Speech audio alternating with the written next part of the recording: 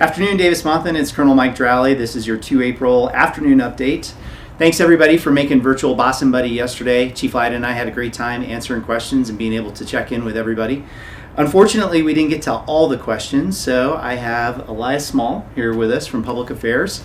He's going to finish up the questions that we couldn't get to yesterday, and then I get the opportunity to ask Elias some questions so we can all learn a little bit about our Public Affairs team and specifically Elias. I do want to start off with just a couple updates and some of the feedback that I got from yesterday. So as I made the rounds this morning, I had a few questions that I was able to field, and one of them was, again, hey, we're still doing the mission. What is the priority? Why are we still flying sorties? Why aren't we just completely taking a knee during this?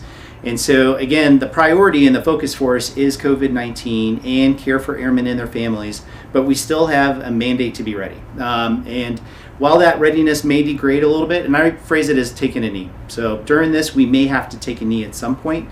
We still got to be in a fighting stance and a fighting posture and ready to go if something happens with a competitor, with an aggressor, and that's why that readiness is so important. But while this is going on, it will degrade. We will have to take a knee possibly at some point.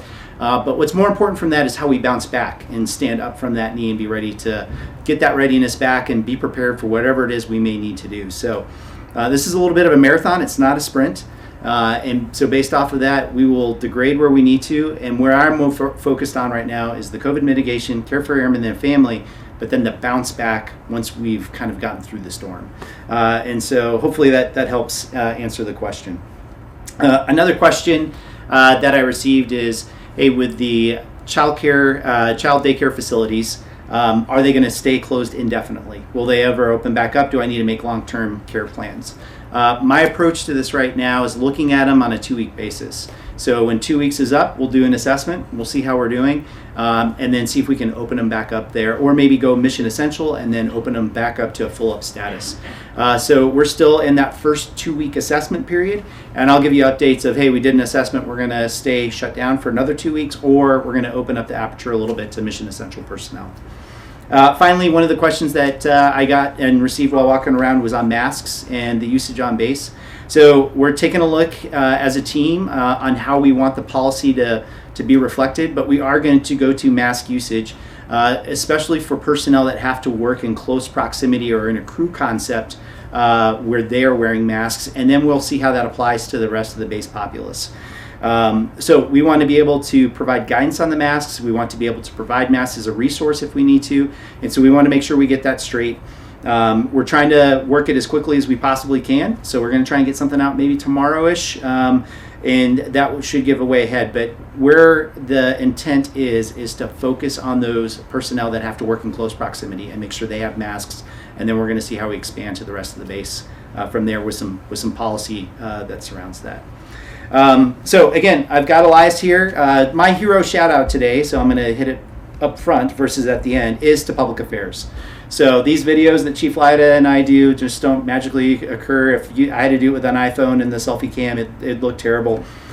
Before this COVID-19 episode hit us, they were crushing awards like there's no tomorrow. I mean, just every day it seemed like another announcement was coming in for a Public Affairs Awards, just phenomenal. And then this hit us, and they have done just a phenomenal job in taking guidance, which is how can we communicate to the team and put together this forum. They have to deal with this and somehow make it usable, and then they have to deal with Chief Lyda, which you want to talk about the prima donna factor, lighting, sound, different backdrops. They're constantly working those type of requests. So my hero shout out today goes to Public Affairs. Thank you so much. So Elias, over to you. Let me know what questions you have, and then it's my turn to ask you some questions. Yes, sir. Well, first, thank you for the kind words. But Colonel Drowley said we have to deal with this. My team has to deal with this every day, and they are my heroes. I'm just the pretty face, I guess. They are the ones who are doing all the hard work. So team, thanks for your continued work and supporting Colonel Drowley, Chief Lyda, and the entire wing. Sir, you already jumped into a few of these. Okay, sorry about that. No. But if you hear me asking something that you've already answered, be like, Elias, we already talked about that. Okay. So, but to start things off, as a CE personnel, our hardworking civil engineer squadron, is there a way we can get updates on active cases on base and which buildings are affected so we can avoid sending our troops there to keep everyone safe? Yep, so between Soaring Heights, the Mission Support Group, the EOC, or kind of our command center for this, We have tracking on where there's either positive cases or ROM status or quarters. So that way, whether it's security forces, civil engineering, there's good situational awareness of the facility that they're going into. So we have got a map with all the buildings identified on it. And between those three entities, we work to identify it so that way anybody that's got to go either do a work order, respond to a situation, they know the status, and there's procedures that go along with that on how they handle that type of facility. Great. All right, next one. What's the point of shutting down CDC or SYP to help protect families and children, then shutting down community area parks when parks have still been full of unsupervised kids? More in neighborhood parks, not the larger one by Soaring Heights. Okay, so to read back the question, the Child Development Center, the student youth programs, we shut those down. We shut down the parks, but they're still being utilized by large groups of children. That's my understanding of yes, it. So, first off, I would just ask for help and support from the families. We do want people to get outside. We know that being stuck in the house is a mission in and of itself of trying to keep everybody from going stir crazy. So please go outside, walk, get some exercise and those kinds of things. But we are asking to keep that separation and that distance. So I'd rather go the route of please try and take care of your own family units and adhere to the policies as much as possible. I'd rather not dedicate personnel to have to go over there and enforce rules and those kind of things. But if it does get to that point, that is something that we're willing to do. So I'm glad you brought it to my attention. It's definitely something that we'll monitor and keep track of and see if we need to do some additional measures to make sure that's not going on. Because again, it's a risk factor where everybody's concerned, and we don't want to we don't want anybody either stressing over it or have additional risk where we don't need it. Yes, sir. Okay. Now, I know we already touched on the CDC a bit and kind of the 2-week rolling assessments, but here's one that's a little more specific. Any possibility of mission essential childcare? Many other military bases are already implementing it. Yep. So I know that's a tough one, especially when you're mission essential. I got to do some calls prior to doing the virtual Boss and Buddy yesterday, and it was to a lot of mission essential personnel that were either on ROM and a few of them single parent that are at home with their children. And the biggest feedback that I got is like, hey, I feel like I'm letting the team down. Like I need to be there helping out and being part of what's going on right now. What I'm asking is, based off the risk of having the child care facilities opened up and where we're seeing some of the trend data and the cases going, we don't want to accept that risk just yet. And so that's why I'm asking command teams to work with those personnel.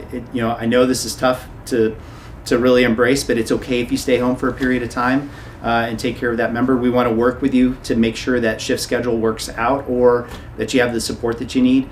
But as a first step, like I said, in that assessment, when we kind of go, hey, the risk is at a point where we feel like it's acceptable, mission essential, in my mind, is the first kind of tranche that will open up, and then we'll continue to open up from there. And again, we're looking at that in kind of 2-week periods. Yes, sir. All right. Prior to this really hitting, there was a push for phase-based leadership, skills that could really make a difference during this situation. Are there any plans to move forward on that using some kind of teleconference technology, or is there a way to get those soft skills out to leaders now? Yep, so that's a great question.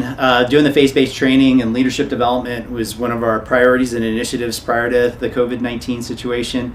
It's something that I'd like to re-energize or at least incorporate into kind of what's going on right now so people can assess their own leadership or how it could apply to the situation that we're in right now. It may not be the full phase-based training, but we definitely have some opportunities. I got to talk to Simon Senek last week.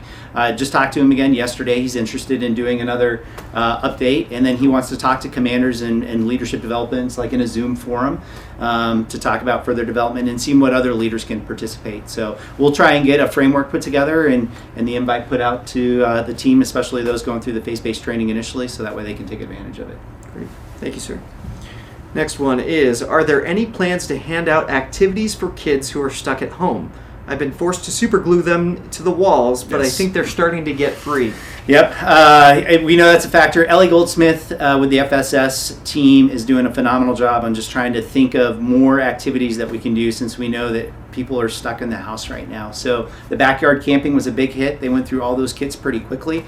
They're trying to get some more. They also have s'mores kits that you can purchase and be able to do those kinds of things. But they're looking for a few different ways, whether it's virtual, whether they're activity kits that can go to the house. We're working it, and we're also working with the civic partners to see if we can get some additional type things to keep people entertained, because we know, you can only do so much in the house before fuses get short and tempers get nasty. So yeah. Yes, sir. And there's always going to be updates on opportunities like that on the FSS Facebook, facebook.com/355FSS, and we'll start sharing those on the DM Facebook page as well in the coming days. I'm a retired Air Force and a DoD civilian at the AMARG who is mission essential. Will my wife be able to use the commissary?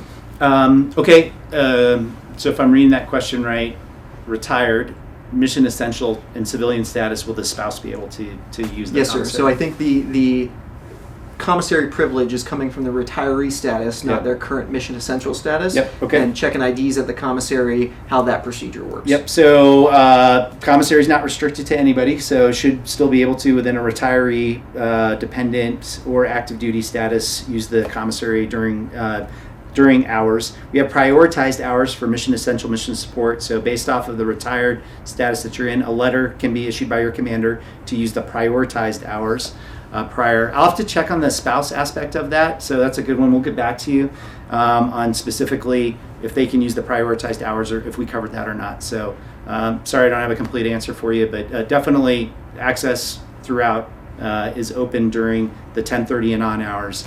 And then the mission essential, if you want to utilize that, a commander can write a letter and get in during those hours as well. Sure. All right. Any changes to the civilian employees based on the new Families First Coronavirus Response Act? Many of us are still working while caring for our children at home. Is the wing going to push out information about this possible avenue for relief? Yeah, I'll see what information that we can push out on it. I know the civilian personnel office is following all the regulations and guidance that they've received on it. It's a pretty extensive flow chart that guides those actions. So in your particular case, I'd recommend you talk to either the military personnel flight or the civilian personnel office for the exact flow chart that you would fall under. But we'll see if we can put out some information that everybody can figure out, like what status and what's available to them as far as those type of benefits are concerned. Next one up. Can members who are pending retirement actions postpone their dates, and for how long would you recommend?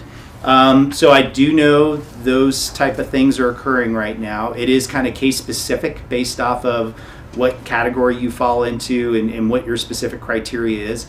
Again, I'd recommend talking to the military personnel flight on this one to figure out what your exact circumstance are. But I do know some retirements are being extended or retirement actions being postponed while this is going on if you're seeking that. And so it may apply to you. All right, sir, we've got one more question. That's the last one.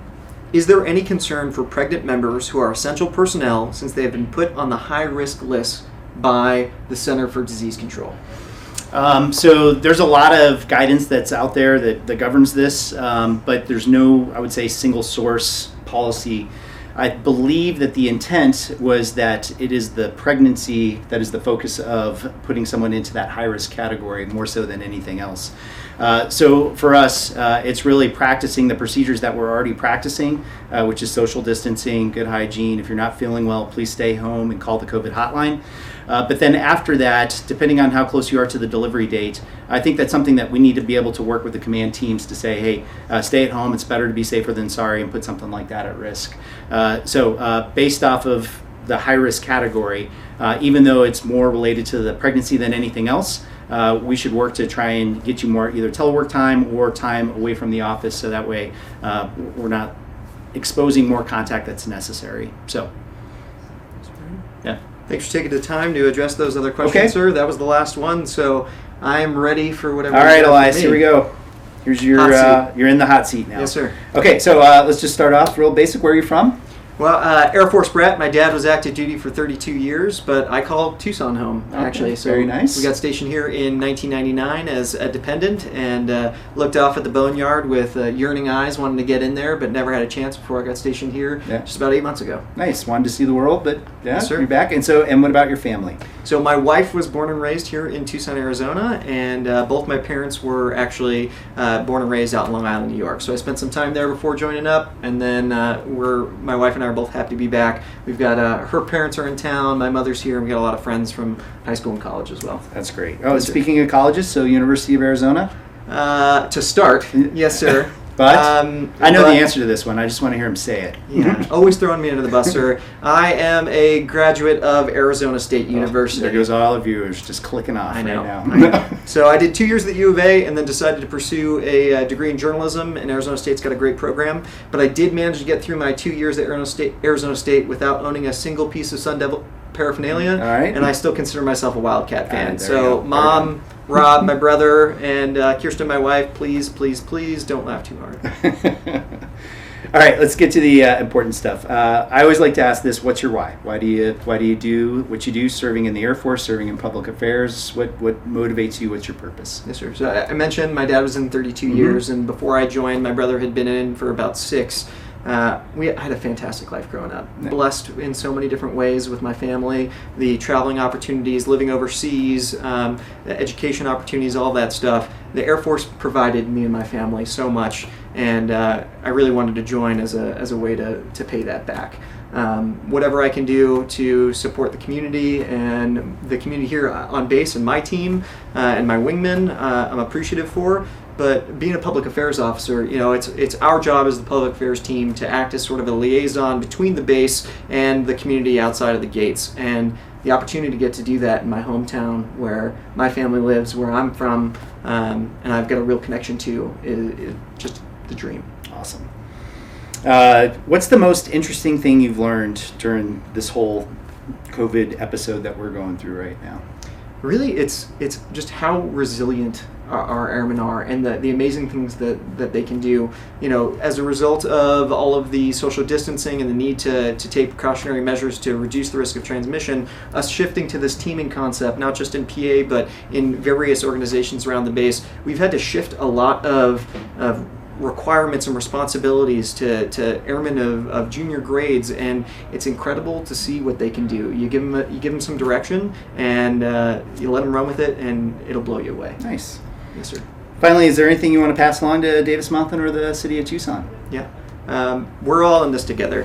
I know that sounds cheesy, and it's something that you've heard Colonel Drowley and Chief Lyda say time and time again, but it's true. If we remain calm, observe our good social distancing and personal hygiene, follow the procedures that have been established because they work, we're all going to get through this together. And take a look at Chief Howard's video that we posted a few hours ago. At the end, he was talking about focus on what's the next thing you can do. Try not to get scared by the big picture and the things that could happen down the road. Focus on what is the next positive thing you can do, and just let that flow from one to the next. That's great. Well, I'm sorry, I did have one last question. Now, has Chief Lyda put any external pressure on you or used nefarious ways to garner extra likes for his videos? You know what, sir? I heard that he may have drawn a face on his toilet paper and given it a name, Scott, a la Wilson and Tom Hanks. Yes. So, he's asking me to put together some pretty extensive CGI graphics and stuff for our next video. Thankfully, I don't know how to use computers, so that's not going to happen. Sorry, Chief. Had to sell you out on that one. There we go. Breaking news. You heard it here first from Elias. So, thanks, Elias, for you and the public affairs teams and everything you guys have been doing. It is awesome. And for everybody else, we'll talk to you tomorrow. Rescue and Attack. Rescue and Attack.